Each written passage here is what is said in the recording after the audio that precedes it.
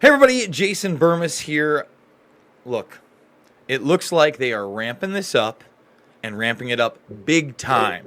Big time. These are headlines everywhere. And what am I talking about? Iran's military saying that they knocked down one of our drones in their airspace. Now, there's conflicting reports. Not a lot to go on here, other than the fact that it does appear that Iran has certainly shot down one of their drones. So, at first, Iran is claiming that they got an RQ-4 Global Hawk drone.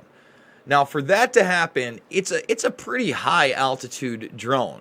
And at first, the Pentagon wasn't really confirming anything, but then they said, no, it was an MQ-4C. Now, the interesting thing about the MQ-4C is that it takes high fidelity data. Let's see, where was it? It's an amazing system. All right. So its capabilities are incredible. You know, look at this right here. It's nuts what it can gather. What's going on here? Well, it looks like Iran's defending itself. It looks like these people are ramping up for an actual conflict with straight up propaganda. I don't think anyone understands that this could be a real kickoff to a huge global conflict. So already Trump has weighed in, okay? Of course he has. How could he not? It's just, it's unbelievable. It's unbelievable. So Trump, who's now been warning Iran after Iran made a very big mistake. We're in trouble, guys. Now, what do I think happened? I think there's a very good likelihood that we wanted them to shoot this drone down. Of course, we're denying that it was in their airspace. They're saying it was in international airspace. But I would assume that they want this. They want it to make it look like Iran is an aggressor. And in no way is it an aggressor. 100%, if the claims are true, this was not an international airspace. And if it was by some loophole, it was taking reconnaissance of Iran. It was an enemy vehicle spying on them. Can you imagine if Iran had the capability to send Global Hawk drones to United States waters or international waters around the United States and spy on us? Get out of here. Are you out of, I mean, that would be an act of war, which, by the way, some of our generals are saying. And Tehran is saying, hey, we're ready for it. But, you know, of course, the media is hyping that up. They just want to defend themselves. They don't want war. Do you think these people want war? Absolutely not. And do you think we're just going to roll through them? No. I promise you that we are not going to just roll through them. Russia's Putin says war between the United States and Iran would be a catastrophe. A U.S.-Iran war would lead to increase of violence and potential increase in refugees from the region, adding that it could have sad consequences for those who attempt it. Russia's got their back on this. Moscow, this is from about an hour ago, I think. Moscow is to take up Iranian interests in their upcoming meetings with Jerusalem. Okay? So they're going to try to convince Netanyahu not to do this or cut some kind of deal. I don't know what's going on, but obviously Syria is thanking Russia and China in their region, but they want Turkey and the United States to leave. There's a lot going on behind the scenes in this military catastrophe. Meanwhile, Pompeo hinting at, God may have sent Trump to say, he didn't say those words. Someone asked him, he's like, maybe he did send him down. That's the lunacy that we're under. We're supposed to trust Bobby Bilderberg, Donnie Deep State, the man that told us this. I was the CIA director. We lied, we cheated, we stole. It was like we had entire training courses. I was the CIA director. We lied, we cheated, we stole. It was like we had entire training courses. One more time. What was that? You did what? I was the CIA director. We lied, we cheated, we stole. It was like we had entire training courses.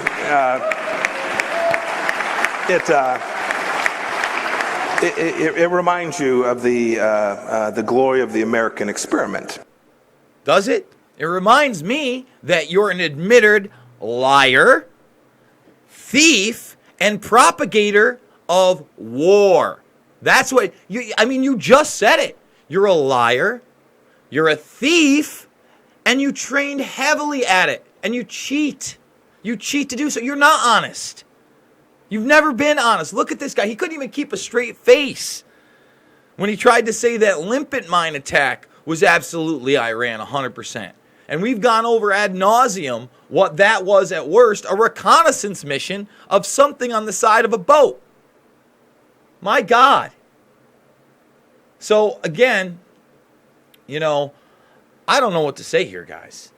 When are we going to learn that we need to stand up to our leaders, that this isn't some kind of grand plan, that this administration has not cleaned up the deep state like it said it was. It has not dove into the swamp and got those swamp monsters out. I'm sorry. Iran is not our threat. They are not. They are not coming here. What is this going to cost? Like Putin just said, all these refugees, right? Now, I know there's a huge movement, especially in Europe, to keep some of these people out. But you have to understand, although my government and the military-industrial complex here is much to blame, you are our allies in those wars. Do you get it? So you can't just go and bomb the fuck out of innocent women and children all around the Middle East. Imprison their fathers, their brothers, their mothers, torture their children at Abu Ghraib, have them flee and seek solace and not think there's going to be repercussions. And if you don't think there'll be more repercussions just like that with the conflict with Iran, those are just the repercussions of people on the other side. People that a lot of people out there just don't think are human beings for some reason. For some reason, because they speak another language. I don't know if anybody out there has seen any clips of Combat Obscura, but it's a very stark look at the Iraq War. I've really got to watch the whole thing. But there's this one scene where they kill an innocent shop owner, from a long range, fire. And when they get there, they act like he's a deer. They're emotionless about it. It's disturbing, man. It's disturbing. And to think that we're going to stretch our military-industrial complex even further and our economy into debt on top of this to the tune of trillions. To the tune of trillions. I can understand why people are upset that the standard of living has gone down. That you have to work 40 to 60 hours a week each in a couple with a couple kids just to get by in this world. That you don't have the best health care and you're paying more than ever if you have health care at all. I get that frustration, but look what we're spending our money on. We got all the money in the world for this. We'll write a check. And even when Congress and the Senate do the right thing in the situation in Yemen, even though I didn't like the amendment, by the way, I've gone over this, but when they passed that bill to get out of Yemen, to stop supplying Saudi Arabia with the targets, supplying Saudi Arabia with the arms, when we said that was enough, they did put in a provision that if it was an Israeli joint attack, then we could do it. That was disturbing, to say the least. But we at least got most of it through. And what happens? The president vetoes it. How's that getting rid of the deep state? How's that going for peace, guys? And I'm sorry, if you go back to any kind of interview I did pre him getting elected, and I voted for the man, I said there is a very real danger of the people around him tricking him into war. Because he is that guy. He is that jock in the locker room that says he'll kick your ass. Don't you get that? He's not honest all the time. All the time. He's not honest. He's not an honest person. He's charismatic. He tells the truth a lot. Do honest people have 3 different wives? No.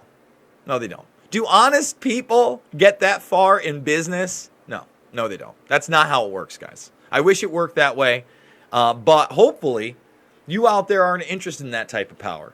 You're interested in surrounding yourselves, your friends, and your families with truth and a better life. And by the way, we're not going to provide that for each other if all of a sudden our young men and women are being shipped overseas into a conflict we should never, ever, ever, ever, ever be involved in. And a guy like Mike Pompeo is already telling you and showing presentations about how he can, because of the Military Authorization Act of 2001, a week after September 11th.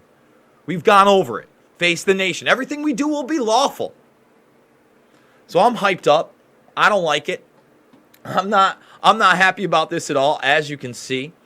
Guys, if you haven't joined the Burmist Brigade yet, you're new to this channel, you like real news, you're not about left and right partisan bullshit politics, you're about right and wrong, please hit that subscribe button, thumbs this up, share it out there, get other people to subscribe and look to this. You know, I don't know how much longer I'm going to be here, but I'm going to try to be here as long as possible. I'm not preaching hate. Is this hate speech? I don't want war. I don't want people to die. Is that hate speech, YouTube? I don't think it is. So, guys, I also got a GoFundMe going on. It'll be in the description of this video. I'm trying to raise $5,000 a month. I'm being extremely honest about it. That's $60,000 a year. That's a $40,000 take home. What am I doing for that money? 30 to 50 videos a week. If we can start raising more than $5,000 a month, well, then I'm going to start going on location to at least one spot each month and bringing you stuff on the ground. So, guys, I love you. And thank you so much, and I will see you all on the flip side. No war in Iran. Just ridiculous.